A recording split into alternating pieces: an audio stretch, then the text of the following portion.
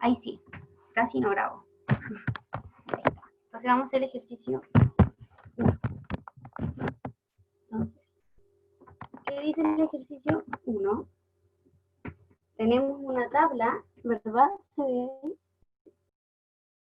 donde tenemos A,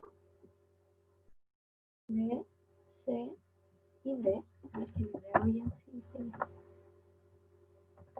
Ya.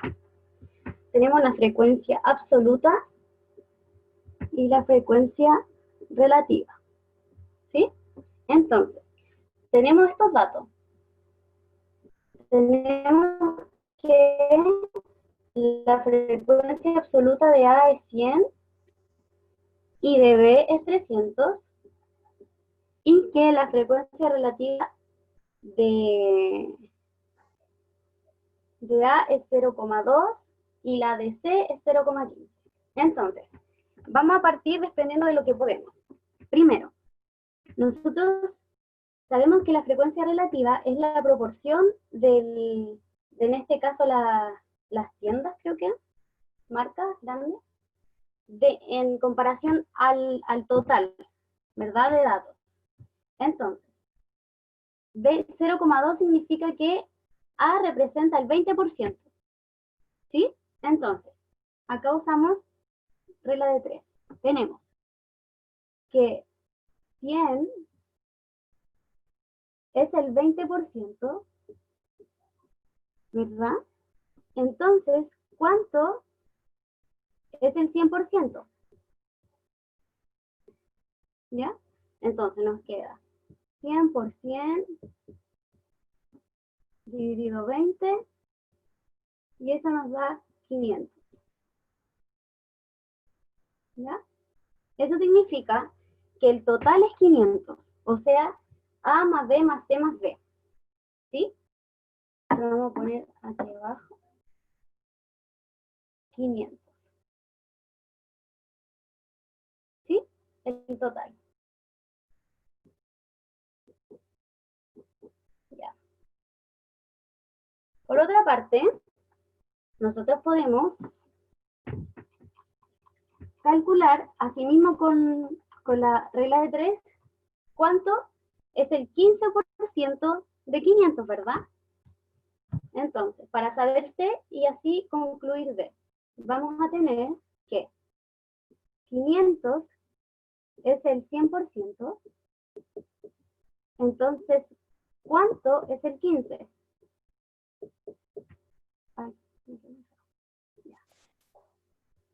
¿Sí? Nos queda 500 por 15 partido 100. Y eso es igual a 75. Eso significa que en C la frecuencia absoluta es 75. Por lo tanto, si el total es 500, tenemos 475 y nos faltan 25. Entonces, eso es D. Obviamente, igual vamos a calcular la frecuencia relativa de D y de D, ¿ya? De la misma manera, tenemos que 500 es el 100, entonces 300, ¿cuánto va a ser en porcentaje? Y nos queda que X, en este caso es 0,6, el 60%. Voy a anotarlo así, 60%, o sea, el 0,6. Y por otra parte, tenemos que 500 el 100, entonces, voy a usarle igual, 500 es el 100, entonces, 25, ¿cuánto es? Y eso nos queda que Y es el 5%.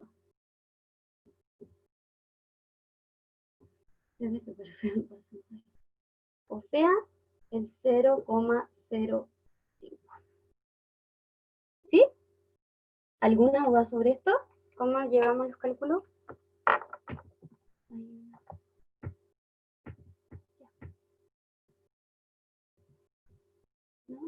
Ya, bien. Entonces vamos con el siguiente ejercicio. Vamos a compartir. Ya. Dice.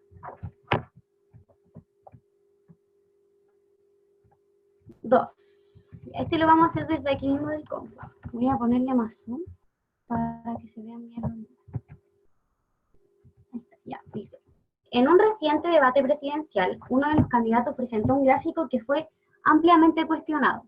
A continuación se presentan 4 gráficos que pretenden dar cuenta de las cifras sobre victimización en Chile que fueron presentadas en el debate, uno de los cuales es el que fue presentado. Elija el gráfico que le parece más adecuado y el que le parece menos adecuado. Ya. Entonces,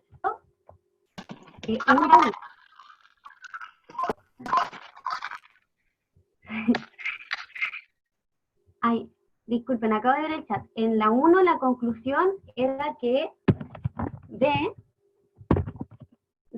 era 25. ¿Ya? Podríamos, lo que sí tenemos que poner es sí, podemos calcular el valor de B porque teníamos aquí datos, podíamos sacar el total según los porcentajes que nos daban, sacar este número y así hacer la suma de 500. ¿Sí?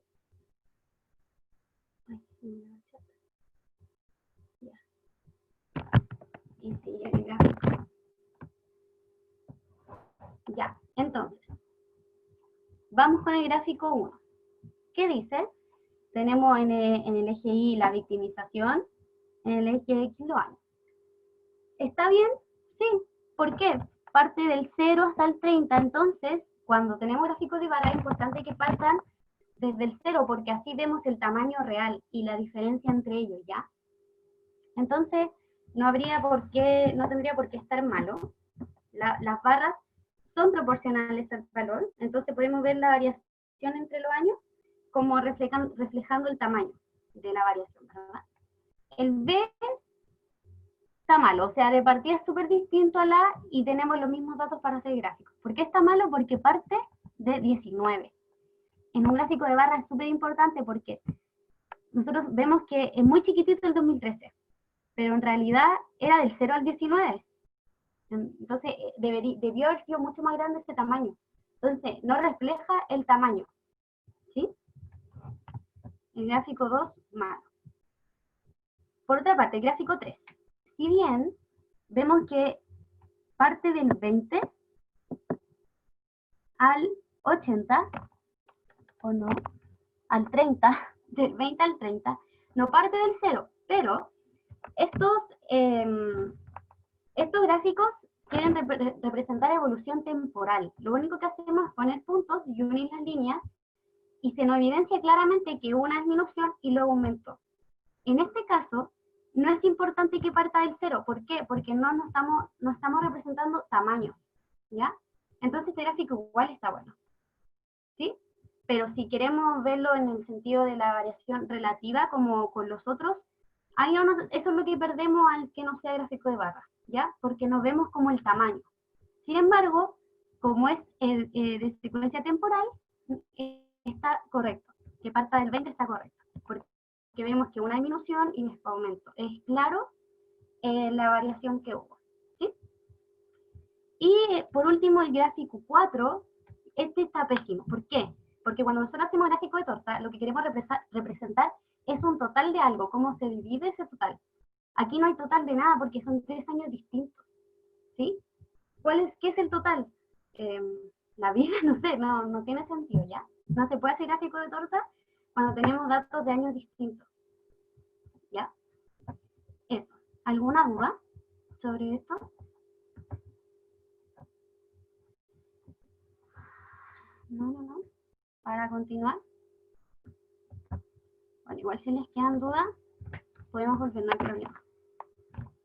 Ya. Entonces, continuamos.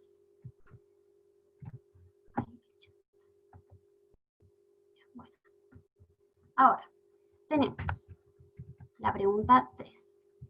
A continuación se presentan los tiempos de espera promedio y las respectivas desviaciones estándar para 4 recorridos de Transantiago en paraderos específicos entre las 5 y las 7 de la tarde. A ver, hay una duda. En un gráfico de torta hay que tener datos. O sea, claro, lo que pasa es que en este caso nosotros estamos hablando de 3 años distintos. Hubiese sido distinto si vemos que en el año 2013 vemos la variación de ese año y ahí podemos hacer un gráfico de torta, porque sí, es el mismo año. Pero en sí el gráfico de torta lo que representa es un total. ¿Cómo se distribuye ese total? Y si tenemos 3 años distintos no tenemos ningún total, son cosas distintas. Entonces por eso es que no corresponde un gráfico de torta. ¿Ya? Pero como te dije, claro, si tuviéramos como la variación de un año en específico, podríamos hacer un gráfico de torta, porque sería solo el 2010, por ejemplo. ¿Ya? Ya. Entonces, sigamos. Tenemos aquí el tiempo promedio de espera en segundo y la desviación estándar del tiempo promedio de espera en segundo, de 4 recorridos de micro entre las 5 y las 7 de la tarde, o sea, en 2 horas. Ya. Ahora, dice, ¿cuál de los recorridos pasa una mayor cantidad de veces en las 2 horas por su respectivo paradero?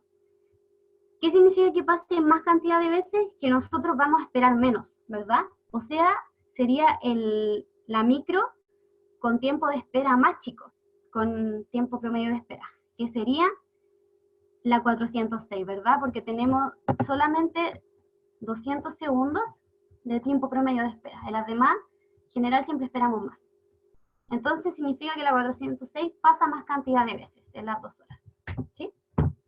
Ya, en la B dice, ¿cuál de los recorridos tiene una frecuencia más estable? Entonces aquí, ¿qué analizamos? Que la desviación sea la más pequeña. ¿Ya? Eso significa que los valores están cerca, no hay uno que se escapó y hace que sea muy grande la desviación. ¿Ya? Entonces significa que sería la 305. La 305 vendría a ser el recorrido con frecuencia más estable. ¿Sí? Y por último dice, ¿en cuál de los recorridos esperaría tener mayor probabilidad de tener que esperar menos de 1 minuto? Ya. Entonces, ¿cómo hacemos esto? Nosotros vamos a hacer la medición de una desviación estándar, o sea, vamos a restar el tiempo medio de espera con la desviación del tiempo medio de espera, ¿verdad? Y podemos notar que en el recorrido de la 422, esa resta nos da 40 segundos. Eso significa que hay muchos datos bajo el 40. ¿Sí? O sea, que es más probable que esperemos menos de 1 minuto, porque son 40 segundos. En cambio, los otros, por ejemplo, si hacemos las restas, la resta más pequeña es de 2 minutos. Ya, pero hay una duda. Ya, lo que pasa, el profe nos dijo que a ustedes le pasaron como cómo hacer la medida cuando nosotros tenemos como el tiempo promedio, o sea, una media, y la desviación estándar. Como por ejemplo, decir estamos a una desviación estándar, que es estamos a más o menos de lo que es la desviación. Escucha, a ver. ¿Cómo se lo hago gráficamente? Ay, no. A ver, en este caso, nosotros sabemos que tenemos el tiempo medio, tenemos todas las medias, ¿verdad? Además tenemos las desviaciones.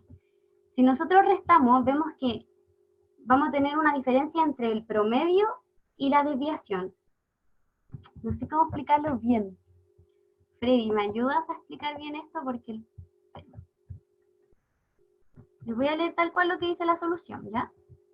Dice, en el recorrido 422 hay 40 segundos hasta solo una desviación estándar, ¿ya? El profe me dijo que ustedes se lo pasaron así en clase, ¿ya? Entonces, por eso no estoy como tan segura de cómo explicárselo, porque tampoco quiero confundirlo, ¿sí? Pero hay 40 segundos hasta una desviación estándar, ¿ya? Entonces hay muchos datos, es lo que les dije, por debajo de los 40 segundos, o sea, porque además tenemos una variación muy alta en este recorrido, que era 200 de desviación. Claro. Eso, alrededor de 60% de los datos se encuentra la desviación estándar del promedio, ¿ya? Entonces eso hacemos, nosotros vemos a cuánto está de una desviación estándar, ¿sí? Más o menos. Y en este caso es que hay muchos datos bajo los 40 segundos, ¿sí?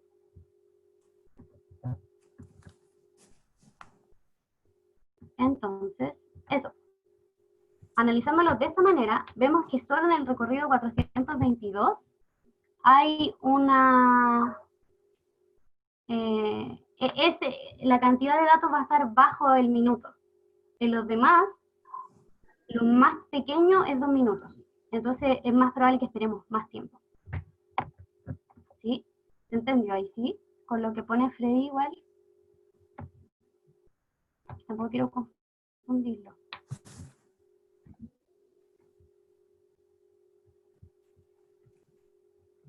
¿Sí?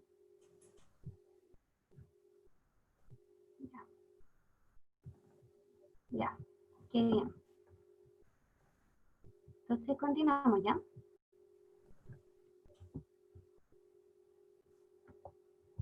Dice, a continuación se presentan...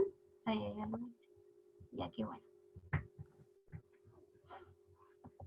Dice, a continuación se presentan el número de boletos vendidos durante un mes por 2 estaciones de tren ubicadas en distintas zonas de la región. ¿Ya? Tenemos la estación A y la estación B, entonces son los números de boletos vendidos durante un mes. Dice, calcule media, mediana, cuartiles y desviación estándar. Esto lo vamos a hacer en Excel, ¿sí? Porque es cálculos bien grandes. Entonces,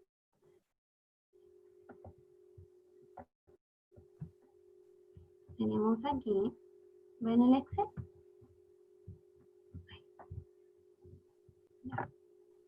Entonces, tenemos la estación A y la estación B. Yo voy a hacer los cálculos con las fórmulas de Excel, ¿ya? Porque, por ejemplo, la desviación estándar es un cálculo gigante.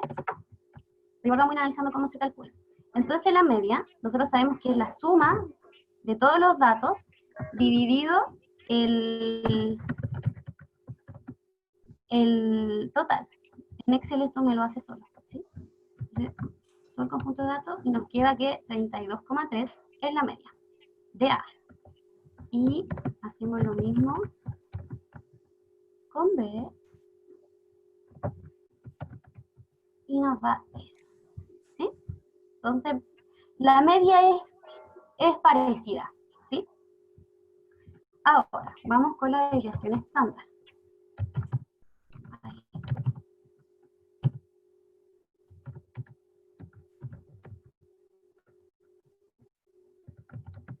De estación A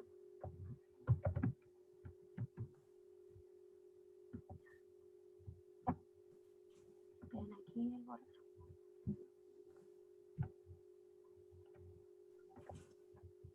Vamos a hacerlo más ahí, ya, y lo mismo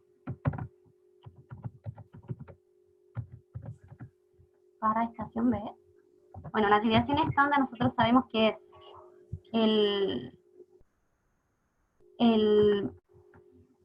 la resta de cada valor, o sea, la diferencia que hay entre el valor y la media, el cuadrado de esa resta, sumamos todos los valores, luego lo dividimos por el total de datos y luego a eso le sacamos la raíz, ¿verdad?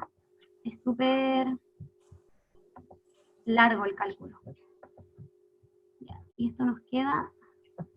Ay, vamos a hacerlo más chiquito.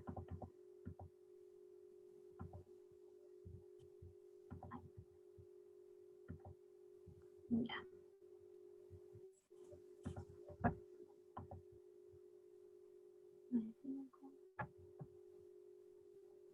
Ya, entonces, teniendo esto, ahora vamos a calcular el mínimo. El mínimo podemos ver, estos están ordenados de menor a mayor. Entonces, la estación A, el mínimo es 11, ¿verdad? Y en la estación B, el mínimo es 27. Ahí sí me voy arreglando. Después yo les explico cómo hice esto para hacer el mismo. Ya, ahora, el primer cuartil, sabemos que es desde... no, primero vamos a ver la mediana.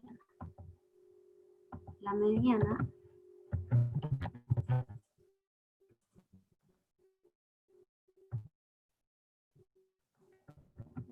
de estos datos, nosotros podemos verla fácilmente, ¿verdad? Porque vamos a tener, son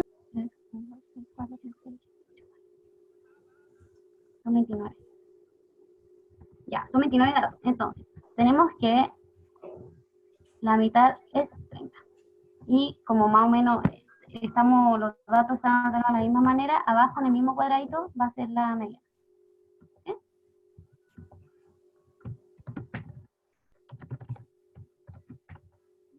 Entonces, 34. ¿Sí? Ya, vamos con el primer cuartil. Sabemos que en A es estos datos, o sea, todos hasta antes del 30, del 11 al 29. Y de ahí la mitad, ¿verdad? Pero vamos a calcularlo con X. Tenemos eso. Y queremos el primer cuartil. Pucha, la puse ahí que para abajo. Ahí sí. Ya. Que es 21. Y así mismo calculamos.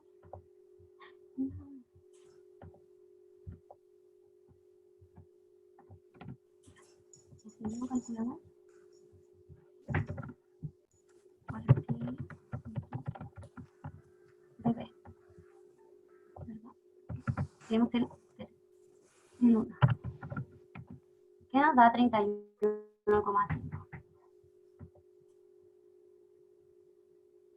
¿Sí no sabemos? Sí, no. El Excel en general en la ayudantía lo ocupamos porque se hace más visible todo, por ejemplo, para hacer gráficos y porque estos cálculos son largos. En una prueba no le pueden hacer calcular esto a mano. Es muy largo, ¿ya? Por eso en Excel. No creo que con tanto cálculo, porque esto de verdad era muy largo. Piensa que son 29 y número alto. Sería, y hacer eso 2 veces mucho. No se preocupen. Ya. Y ahora vamos con el tercer cuartil. Cuartil de A. Y aquí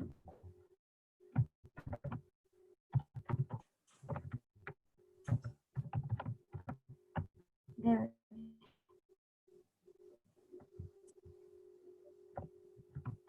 Ya. Y el máximo lo tenemos acá, en A. Ya. ¿Qué hice yo acá? Mira, mi versión de Excel es súper antigua, entonces hay cosas que a mí no me salen. En Excel 1, teniendo esto, yo podría tomar estos datos, irme a insertar, y me debería aparecer, o sea, aparece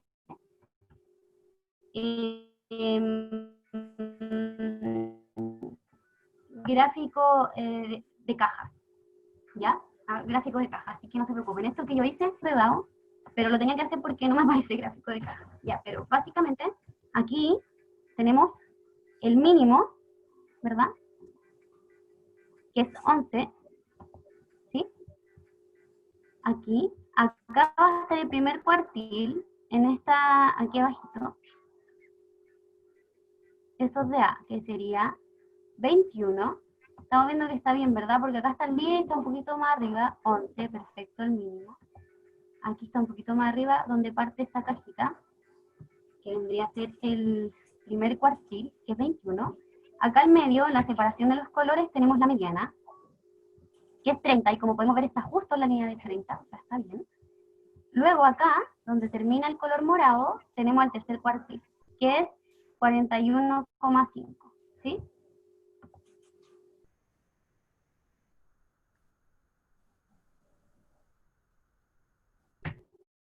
¿Por qué el primer cuartil da 21? Ya miren, lo calculé con Excel, pero no decirlo al 25% de los datos, los primeros. Entonces, tenemos que va del 11 al 29, ¿sí? Y ahí tenemos 1, 2, 3, 4, 5, 6, 7, 8, 9, 10, 11, 12, 13, 14 datos, ¿sí? Entonces, como son 14 datos, la mitad va a ser, tenemos que hacer la suma, tenemos que sacar el promedio de los dos del medio. Eso significa 1, 2, 3, 4, 5, 6, 7, 8. Ya, nos queda 20. Nos quedaría que estos son los dos datos del medio, el 20 y el 22, ¿cierto? Del 25% de los datos, de los primeros. Por lo tanto, nos queda 20 más 22 dividido 2, que nos da 21. ¿Sí? ¿Sí? Y de la misma forma para el tercer cuartil, que son los, después de la mediana, los datos que vienen, el 75%. ¿Sí? Ya, qué bien. Y así mismo con la B. Listo. Ya, entonces, seguimos. Ah, porque en la C de la ayudantía nos pedían, mentira, en la B, construir un gráfico de caja. Ya, entonces, como les decía.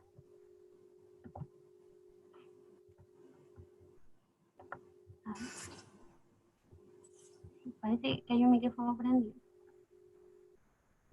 Ya. Entonces acá, bueno, teníamos esto, donde termina el color morado, viene a ser el tercer cuartil, que sabemos que es 41,5.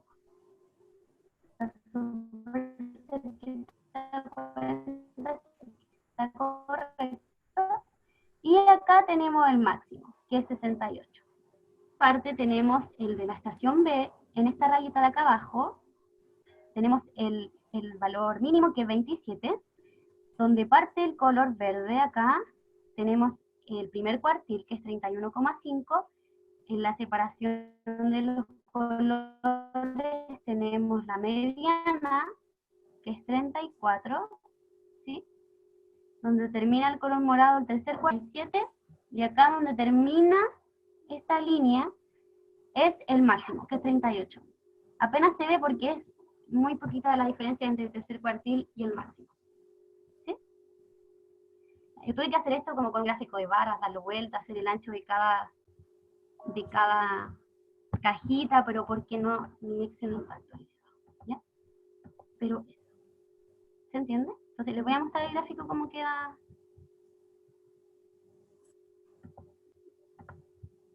Como en cajitas cuando la gente tiene el Excel. Ahí está. ¿Verdad? Es lo mismo, solo que más bonito. Tenemos los números de el mínimo, primer cuartil, mediana, tercer cuartil, máximo. ¿Sí? ¿Hay alguna duda en cómo estoy el gráfico de caja? Porque si ¿no? Ya. Entonces, la C nos dice, si usted debe decidir en qué zona trabajar, ¿cuál de las dos zonas elegiría? Si su sueldo diario dependerá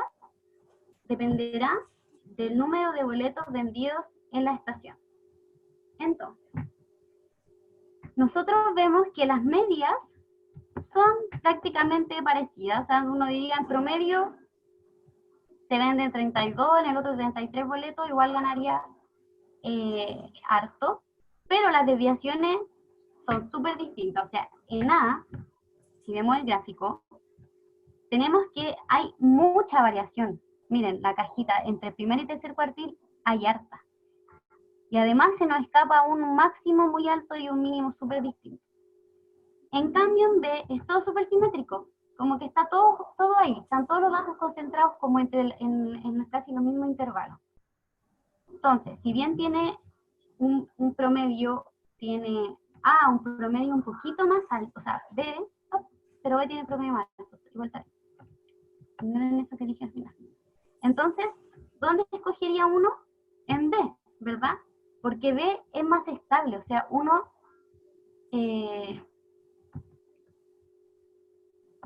tenemos un poquito.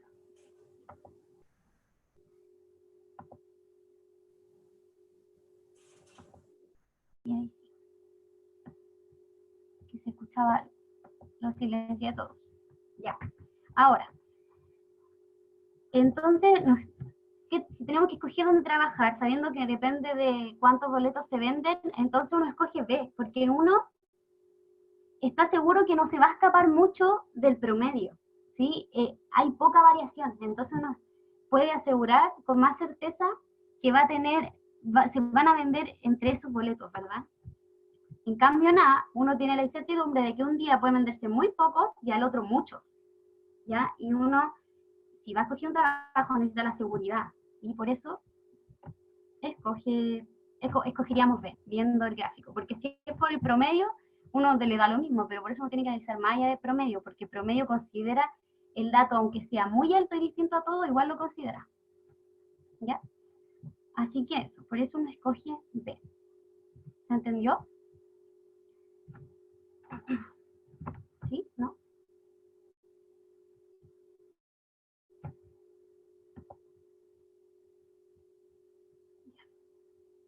Vale. Ahora, la 5 dice, dados dos eventos A y B, tales que la probabilidad de A es 0,6, A y B en conjunto es 0,3 y la probabilidad de A o B es 0,8, A, calcule la probabilidad de que ocurra B. Ya, entonces, ahora vamos a la pizarra.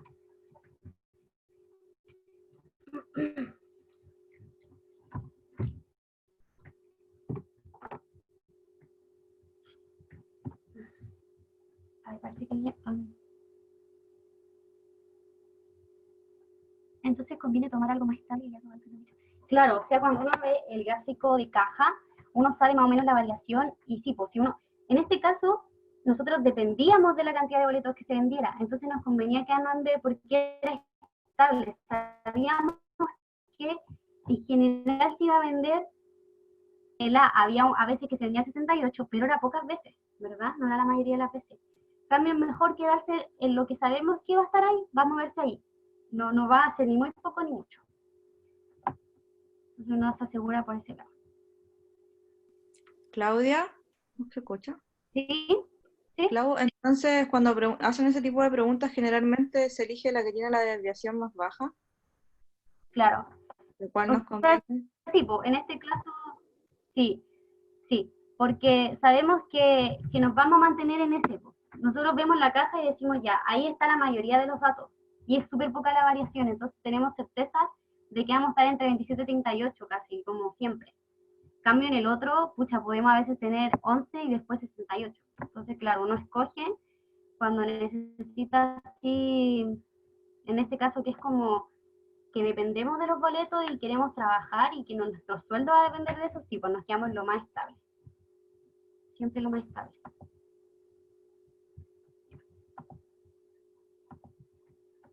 Ahora sí. Vamos con la 5. Vamos a la pizarra. Tenemos que calcular la probabilidad de que ocurra B. ¿Sí? Entonces, tenemos por un lado que la probabilidad de A es 0,6, lo da el enunciado. La probabilidad de A y B es, ¿cuánto era? 0,8. No, 0,3. Y que la probabilidad de A o B es 0,8. ¿Sí? Ya. Nosotros necesitamos calcular la probabilidad de B. Entonces, ¿qué sabemos nosotros? Tenemos esta entidad que nos va a servir. Nosotros sabemos que la probabilidad de A o B es la probabilidad de A más la probabilidad de B menos la probabilidad de A y B. ¿Sí? Entonces, tenemos esta probabilidad, tenemos esta y esta. Reemplazamos para despejar B. Esto es lo mismo que poner probabilidad de A o B, 0,8. Probabilidad de A, 0,6. La probabilidad de B no la sabemos. Y probabilidad de A y B, 0,3. ¿Sí? Solamente reemplazamos los valores que teníamos. Ahora, despejando, vamos a pasar este restando, este sumando, nos queda que la probabilidad de B es igual a 0,5. ¿Sí? ¿Se entiende? Esta es la A. ¿Se entiende bien? Ocupamos algo que nosotros conocíamos, que es esta entidad, y desde acá rellenamos con los datos que teníamos para así despejar el que faltaba. ¿Ya? Bien. Entonces, la B que nos dice. Dice, ¿son A y B independientes? Entonces, ahora tenemos que la probabilidad de B es 0,5. Entonces, vamos a hacer la B.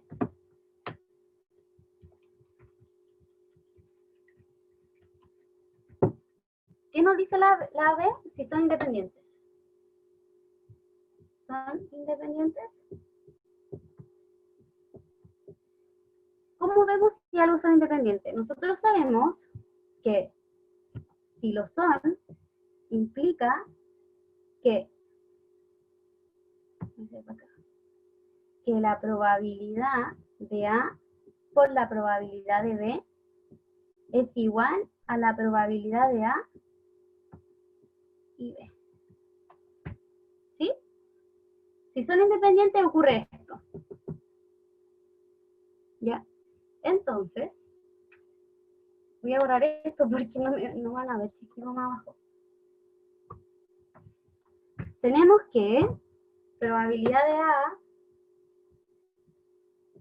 por probabilidad de B es 0,6 por 0,5. ¿Sí? Y eso es igual a 0,3, ¿verdad? Igual no voy a hacer. Sí, 0,3. Y probabilidad de A y B, el enunciado nos dice que es 0,3. Entonces son iguales, es lo mismo. Por lo tanto, A y B son independientes.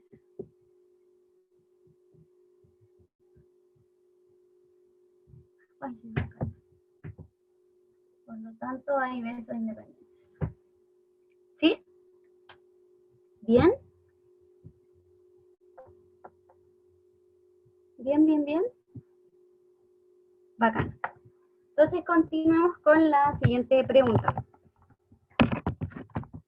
¿Qué nos dice? Vamos a ver.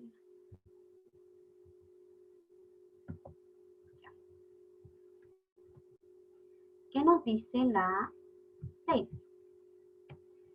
Se extrae una carta de un naipe inglés y hay que decidir cuáles de los siguientes eventos son independientes. Entonces hay que ir uno por uno. En la A tenemos que ver A, nuestro evento A es sacar un rey, nuestro evento B es sacar un 10. En la B, nuestro evento A es sacar un rey, B es sacar un corazón, C, A sacar un trébol, B sacar una reina. Entonces vamos a ir uno por uno.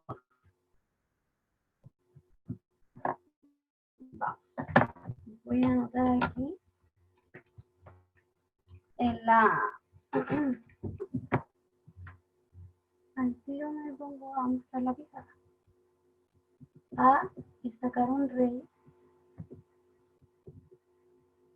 y B sacar un 10. A sacar un A, el evento A es sacar un rey, el B es sacar un 10. Entonces, sabemos que en total son 52 cartas en el naipe. Por lo tanto, ¿cómo calculábamos la independencia? Con que probabilidad de A por probabilidad de B nos tiene que dar lo mismo que probabilidad de A y B. Esto significa que son independientes. Entonces, partamos por probabilidad de A. En este caso, probabilidad de A es sacar un rey. Sabemos que hay 4 reyes en el naipe en total. Por lo tanto, la probabilidad de A es 4 de 52. ¿Sí? Porque hay 4 reyes en todo el naipe. Y la probabilidad de B ya, es... bueno, consideremos que estamos como viendo un puro mazo, ¿verdad? Por eso son 4 reyes nomás.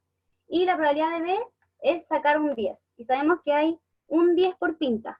O sea, un 10 trébol, un 10 pica, un 10 corazón y un 10 diamante. O sea, también tenemos 4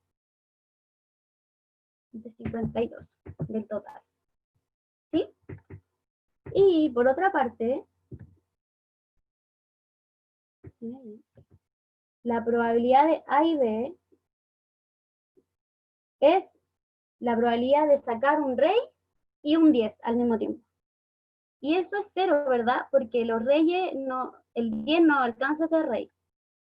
O sea, porque el rey es solo la K. No, nunca vamos a encontrar un 10 que haya un rey. Eso no pasa. Por lo tanto, la probabilidad por la probabilidad de A, por probabilidad de B, es distinto de probabilidad de A y B. Por lo tanto, no son independientes. Estas dos, no son independientes. ¿Sí? ¿Se entendió? Porque las demás son igual. Entonces, sigamos. Voy a borrar. Voy a borrar los cálculos, pero esto siempre va a ser el mismo procedimiento. Ahora vamos a tener otro evento. Ya. En este caso, ¿qué tenemos? En la B, sacar un rey y sacar un corazón. A, sacar un rey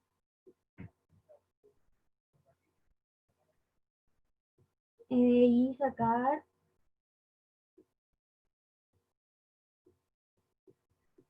un corazón. Un corazón, ¿no?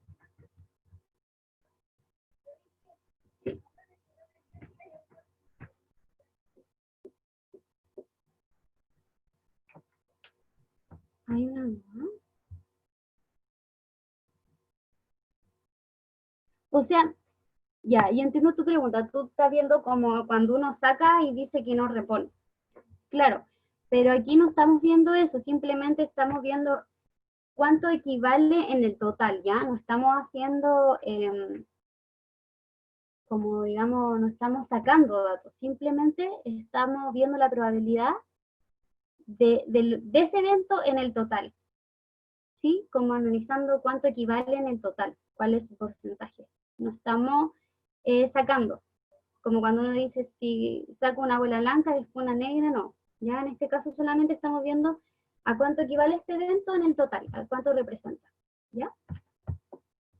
Por eso uno siempre tiene el mismo total. Ya, ahora, tenemos que sacar un rey, o sea, lo mismo, 4,52, y que B es sacar un corazón. Sabemos que tenemos 13 cartas de corazón, que es desde la A hasta la K, ¿verdad? Entonces, B es 13 partido 52. ¿Sí?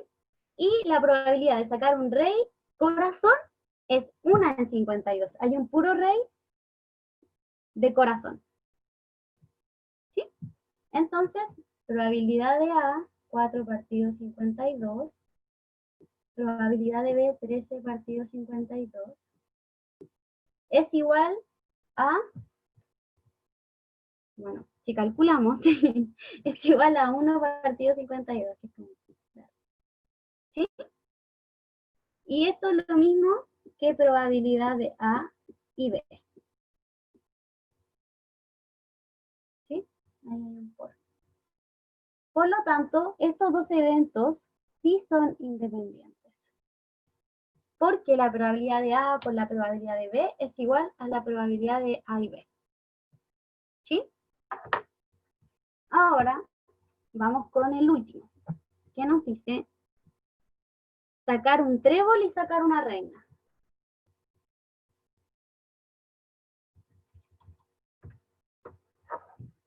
A es sacar un trébol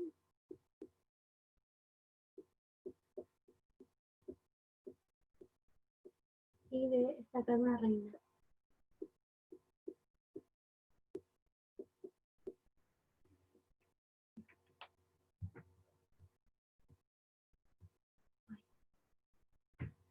Ya, pues sí, nos había salido la reunión. Entonces,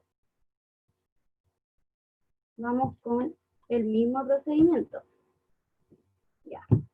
Sabemos que sacar un trébol es lo mismo que antes, 1352, porque tenemos desde la A hasta la K de tréboles, que son 13 cartas. Y la probabilidad de sacar una reina es 4 en 52, porque tenemos una reina por pinta, ¿verdad? Tenemos una reina trébol, una diamante y así. Y la probabilidad de sacar una reina trébol es 1 en 52, porque es una reina por pinta solamente. Por lo tanto, nos va a quedar 13 partido 52 por 4 partido 52, que es igual a 1 partido 52. ¿Sí? Y esto es igual a la probabilidad de A y B en el conjunto. Por lo tanto, estos dos eventos en la C sí son independientes. Ya. ¿Alguna duda? Esa sería la pregunta 6 o 5. No sé. ¿Alguna duda? Vamos a seguir. Ya.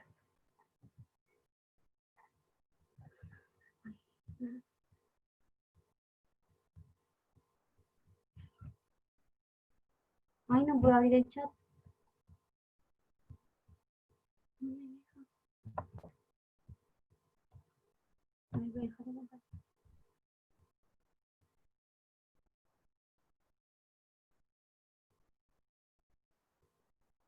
No, a ver. Lo que nosotros decimos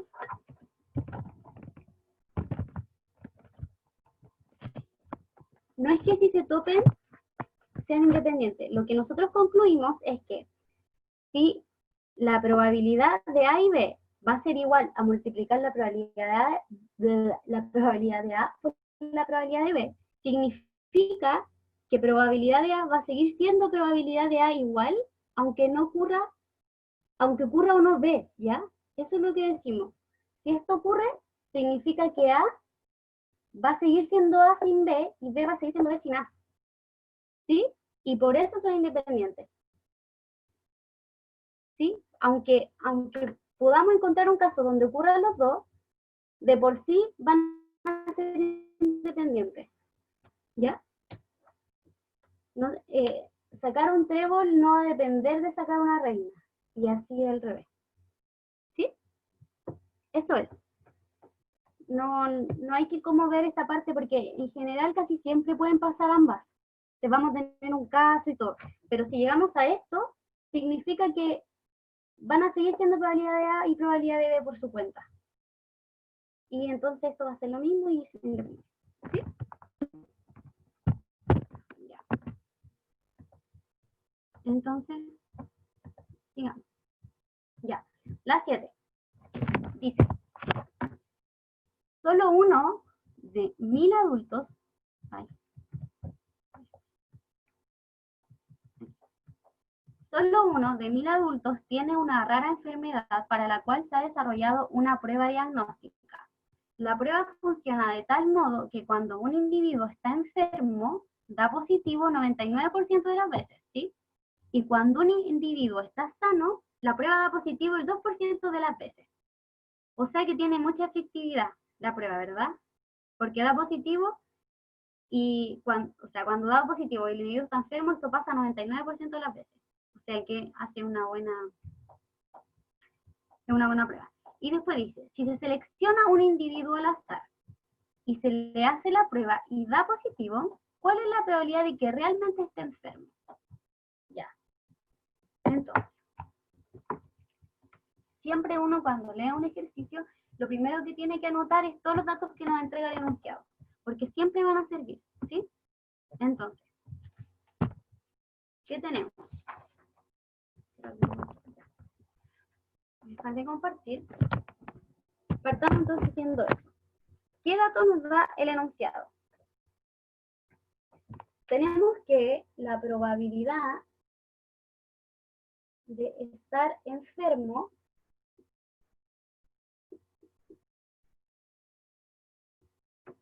es igual a, sabíamos que era 1 en 1000, o sea, 1 partido 1000, que es 0,001.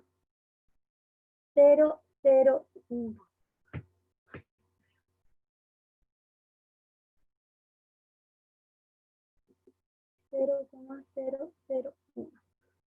¿Sí? Por otra parte, la probabilidad de estar sano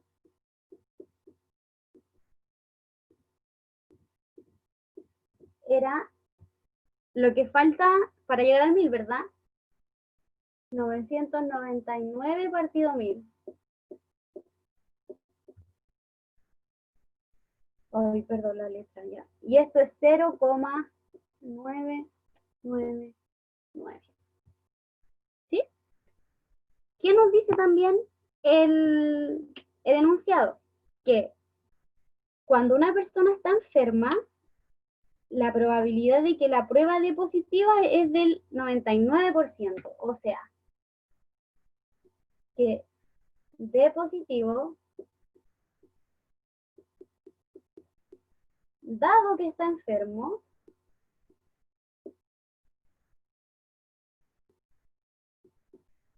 es del 99%. O sea, 0,99.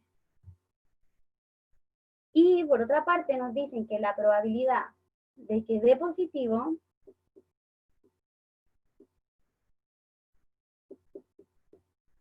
dado que está sano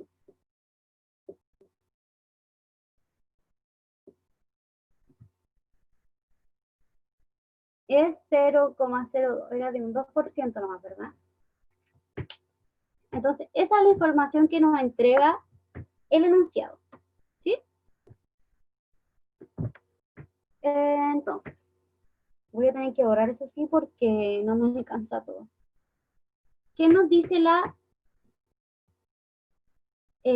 pregunta? ¿Cuál es la probabilidad? No, dice, si selecciona un individuo al azar, hazle pésimo. Si se selecciona un individuo al azar y se le hace la prueba y da positivo, ¿cuál es la probabilidad que realmente esté enfermo? Entonces, sabemos que dio positivo, pero ¿cuál es la probabilidad de que haya estado enfermo? O sea, ¿qué buscamos nosotros? Buscamos la probabilidad de que esté enfermo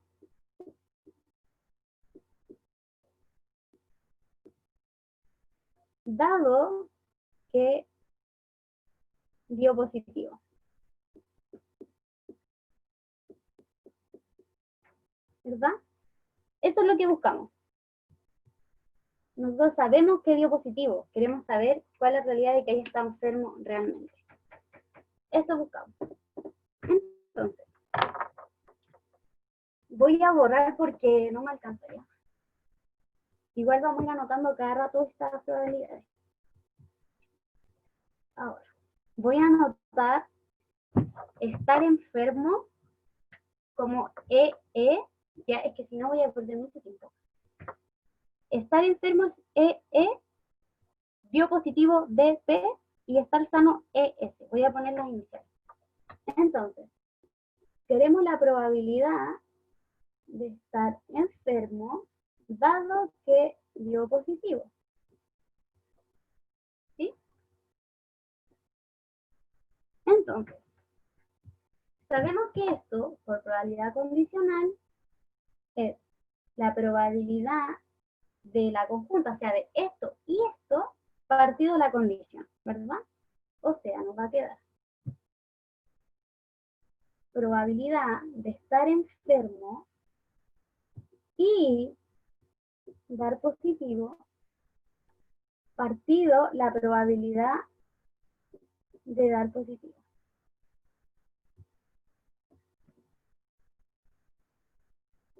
¿Ya?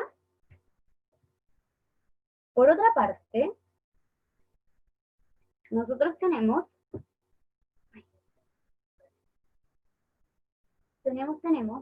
que esto al revés, o sea, la probabilidad de dar positivo, dado que está enfermo, es lo mismo, ¿verdad? O sea, digamos, en la conjunta, o sea, probabilidad de estar enfermo y dar positivo, partido la condición que sería estar enfermo. ¿Sí? ¿Por qué hacemos esto, anotamos esto? Porque sabemos que en esta fórmula vamos a tener aquí la misma conjunta. ¿Sí? ¿Desde dónde? De acá vamos a despejar este término para reemplazarlo aquí. ¿Sí? ¿Por qué hacemos eso? Porque nosotros sabemos la probabilidad de dar positivo, dado que estamos enfermos, y la probabilidad de estar enfermos. ¿Sí? Por eso mismo anotamos esto y vamos a despejar este término para ponerlo en esta ecuación. ¿Sí? ¿Se está entendiendo? Porque no sé si se está entendiendo con las letras, porque quizás los confunden. Sí, díganme si no lo escribo.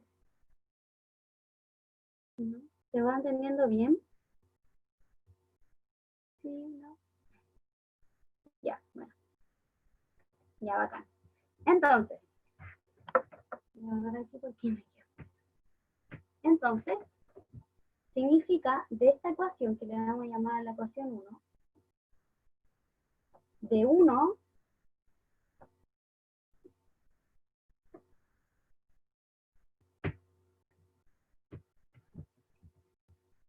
ay, sí, mira, lo repito del tiro. Esto es, nosotros queremos, esto es lo que nos pide enunciado, que dado que el test dio positivo, ¿cuál es la probabilidad de que la persona haya estado realmente enferma? Esto, por definición de probabilidad condicional, es la probabilidad conjunta, o sea, que pasen ambas, partido la probabilidad de la condición, de lo que ya sabemos que pasó, que es que dio positivo. Ahora, esto es lo que queremos. Entonces nosotros, esto es como puro que uno tiene que, en verdad, ocurrirse. Después cuando uno hace harto ejercicio, más o menos sabe qué es lo que va a hacer cuando tiene cierto tipo de ejercicio. Entonces, nosotros sabemos, si damos vuelta a esto, la probabilidad de dar positivo, dado que estoy enfermo, es lo mismo que hicimos antes. La probabilidad condicional se define como la probabilidad de la conjunta partido la probabilidad de la condición. ¿Sí? Entonces, ¿por qué hacemos esto? Porque aquí nos aparece la misma conjunta que tenemos acá, ¿cierto? Y desde esta ecuación que le llamé 1, podemos despejar esta probabilidad. ¿Por qué? Porque nosotros por enunciado sabemos la probabilidad de dar positivo dado que estamos enfermos y sabemos la probabilidad de estar enfermos. Entonces esto va a ser algo conocido. Y ahora, vamos a hacerlo. Ahora despejamos, de 1 nos queda que la probabilidad de estar enfermo y dar positivo va a ser igual a esto, lo pasamos multiplicando, o sea, la probabilidad de dar positivo dado que estoy enfermo por la probabilidad de estar enfermo. ¿Cierto? Esto lo sabemos. ¿Sí? sabemos la probabilidad de dar positivo dado que estoy enfermo, y es 0,99 por la probabilidad de estar enfermo, que es 0,001. Nosotros sabemos esto, por lo tanto, ahora en esta ecuación tenemos esto, ya tenemos esta parte. ¿Sí? Ya. ¿Se entendió hoy? Sí. Bacán. Entonces, ahora, de nuestra probabilidad final que estamos buscando, ya tenemos la parte de arriba. Check. Que nos falta la probabilidad de dar positivo. Entonces, vamos a borrar esta parte. Después voy a volver a anotar cuánto daba lo de arriba. Ya. ¿Cómo podemos calcular la probabilidad de dar positivo?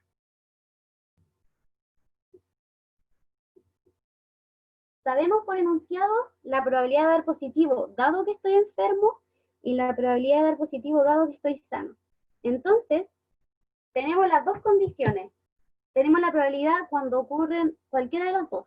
Por lo tanto, ¿qué vamos a calcular? La probabilidad total de dar positivo. Esto significa, la probabilidad total vendría siendo la probabilidad de dar positivo, dado una de las dos condiciones, estar enfermo, por la probabilidad de estar enfermo. Esto ocurre por definición, así decirlo, de probabilidad total. Así se hace, ¿ya? La probabilidad total de dar positivo es cuando le ponemos todas las condiciones que pueden haber, que en nuestro caso es estar enfermo o estar sano. Y así es la fórmula, que es la probabilidad de dar positivo dado estar enfermo por la probabilidad de estar enfermo, más la probabilidad de dar positivo dado la otra condición, que era estar sano, por la probabilidad de estar sano. ¿Sí? Esto tenemos todos los valores. El enunciado nos entrega todas estas probabilidades. Nos queda la probabilidad de dar positivo, dado que estoy enfermo, es 0,99, por probabilidad de estar enfermo, que era 0,001, ¿sí? Más la probabilidad de dar positivo, dado que estoy sano, que es 0,02, por la probabilidad de estar sano, que es 0,999. ¿Sí? Y esto nos da 0,02097. ¿Sí? Entonces, ahora tenemos la probabilidad de dar positivo también. Por lo tanto, podemos calcular la probabilidad pedida. ¿Sí? ¿Cómo nos va a quedar? Voy a borrar. ¿Se entendió esta parte?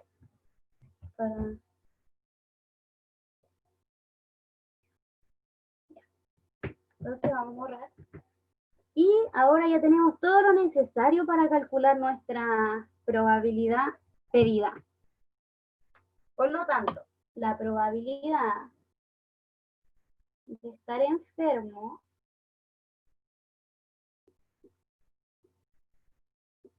dado que dio positivo es igual, lo voy a poner acá abajo, es igual a esta probabilidad que nos había dado 0,001 por 0,99 partido la probabilidad de dar positivo que calculamos recién, que es 0,02097. Si calculamos esto nos va a dar algo aprox a 0,04. Y esta es la probabilidad pedida. ¿Sí?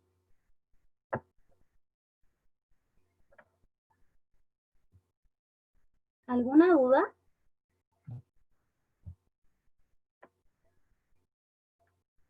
¿Alguna duda? ¿Nada? Para irnos al último ejercicio. ¿Quedó todo claro? Si tienen dudas, podemos aclararla, no hay problema en volver a un poquito atrás. Me parece que no hay dudas. Entonces, continuamos. Vamos por el último ejercicio. Ahí sí.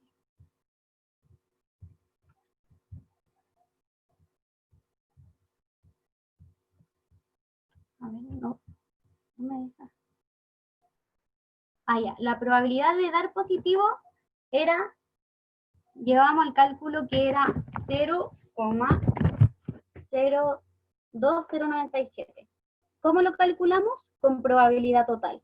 O sea, probabilidad de dar positivo, dado que está enfermo, por probabilidad de estar enfermo, más probabilidad de dar positivo, dado que estamos sanos, por probabilidad de estar sanos. O sea, para calcular la probabilidad total tenemos que ponernos los casos de todas las condiciones. ¿Sí? Ahí sí. Y esto era el valor de la probabilidad de dar positivo. Ya.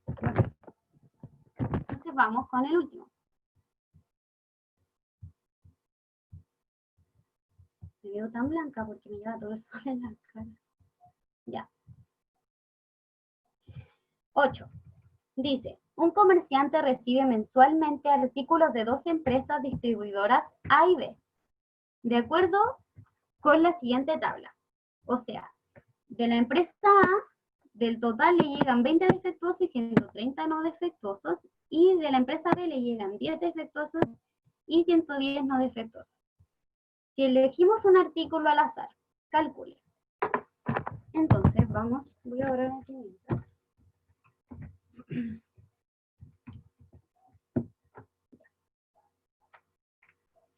¿Qué vamos a hacer? Vamos a,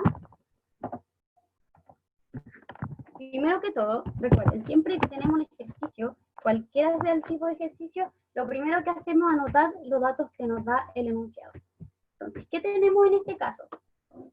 Tenemos artículos de A y B, y entonces primero decimos, ¿cuánto es el total de artículos? Total de artículos. O sea, son todos los que llegan de A y todos los que llegan de B, sean o no defectuosos. Y ese total es 270. ¿Sí? Ahora, total de A. Todos los que llegan solo de A. O sea, la suma de A de los defectuosos y no defectuosos es 150. Y el total de B, entre defectuosos y no defectuosos, es 120. ¿Sí? Ya.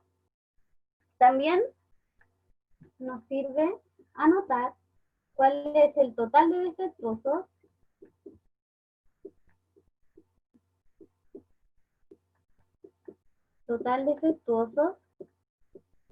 y esto es 30 entre A y B, y total no defectuosos. Y esto es 240. ¿Ya? Entonces, esto es todo lo que podemos inferir de acuerdo a la tabla. Bueno, y los defectuosos de A y defectuosos de B, y no defectuosos de A y no defectuosos de B, que está explícitamente en la tabla. Ahora, partamos. Dice A, recordar que siempre lo que hacemos es elegir un artículo al azar, el cual después devolvemos y después siempre vamos a tener el mismo total. Ya. A, la probabilidad de que dicho artículo provenga de la empresa A. O sea, la probabilidad de que el artículo provenga de la empresa A.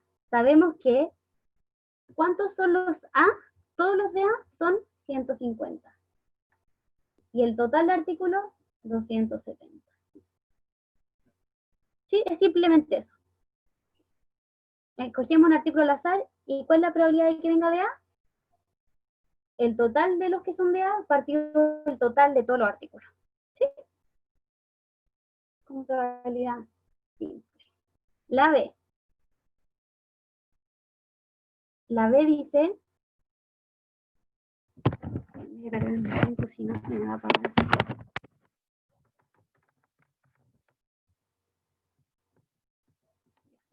La B dice la probabilidad de que sea defectuoso. O sea, tenemos que el total de defectuosos es 30. Entonces sería 30 del total de artículos. Porque solo queremos la probabilidad de que sea defectuoso. Da lo mismo si viene de A o viene de B. ¿Sí? Bien. Ahora la C. La C dice la probabilidad de que resulte defectuoso y sea de la empresa B. En la tabla nos dice que los defectuosos de la empresa B son 10. Entonces sería 10 partido el total. ¿Sí? Sí, sí, sí. Ya. La B, voy a borrar esto ya porque no va a alcanzar. La B dice la probabilidad de ser defectuoso si sabemos que es de la empresa B. Ah, sí. Pensé que era lo mismo que el anterior, pero no. Acá dice la probabilidad de que sea defectuoso, pero sabiendo que viene de la empresa B. O sea, sería ser defectuoso de B. Sabemos que en B hay 10 defectuosos y el total de elementos de B es 120. ¿Por qué este es nuestro total? Porque ya sabemos que viene de la empresa B. Solo queremos saber que queremos que sea defectuoso, pero ya sabemos que viene de la empresa B. Por eso nuestro total es 120. 10 de 120. ¿Sí? La E nos dice la probabilidad de ser de A sabiendo que es defectuoso. Ah, en la C era probabilidad de que resulte defectuoso y sea de la empresa B. O sea, los defectuosos de la empresa B, que en nuestra tabla eran 10. ¿Cierto? O sea, 10 partido 270. Porque era del total de artículos. En cambio, en la D, ya sabemos que está en la empresa B. O sea, nuestro total de artículos es 120. Y los defectuosos que son 10. Ya. Ahora entonces la E dice la probabilidad de ser de A sabiendo que es defectuoso. Los totales de defectuosos son 30. Y que sea de A, sabemos que en A hay 20 defectuosos. Entonces, 20 partido 30. ¿Sí? Y por último, a ver si lo escribo acá. Voy a borrar esto. ¿Sí? ¿Entendieron la D y la E? Para borrarla. Ya, acá. Igual después cuando terminemos vamos a decir los números de la A, la B y de todas. Para que, por si no alcanzaba a anotar. Ya. Y por último, la F, ¿qué nos pide? Nos pide la probabilidad de ser de B o no ser defectuoso. Sabemos que cuando tenemos un O, ¿se acuerdan que era la probabilidad de, bueno, probabilidad de A o B era probabilidad de A más probabilidad de B menos la intersección? ¿Sí? Entonces, dice la probabilidad de ser de B o no ser defectuoso. Entonces, ¿qué tendríamos? La probabilidad de ser de B, primero. ¿Cuál es la probabilidad de ser de B? 120 partido 70, ¿verdad? porque el total de artículos en B son 120 y el total de artículos total es 270. Ahora, más, sabemos que era ser de B o ser defectuoso. O sea, ser no defectuoso, disculpen. Tenemos entonces, sería la probabilidad de ser de B, luego más la probabilidad de no ser defectuoso, que sería, sabemos que los no defectuosos son 240, y el total es el total, menos la probabilidad de ser de B y ser defectuoso. Perdón, y ser no defectuoso. Todo está defectuoso. La probabilidad de ser de B y ser no defectuoso es 110 partido 270, ¿verdad? La tabla nos entrega ese valor, 110 y el total. ¿Sí? Si sumamos esto, nos queda, como tenemos el mismo denominador, solamente hacemos la operación en el numerador, ¿verdad? 120 más 240 es 360, menos 110 nos da 250 partido 270. Y eso sería la respuesta de la F. ¿Se entendió? ¿Se entendieron todos? Esto es como probabilidad simple. Como tenemos datos específicos, solamente hay que ir reemplazando.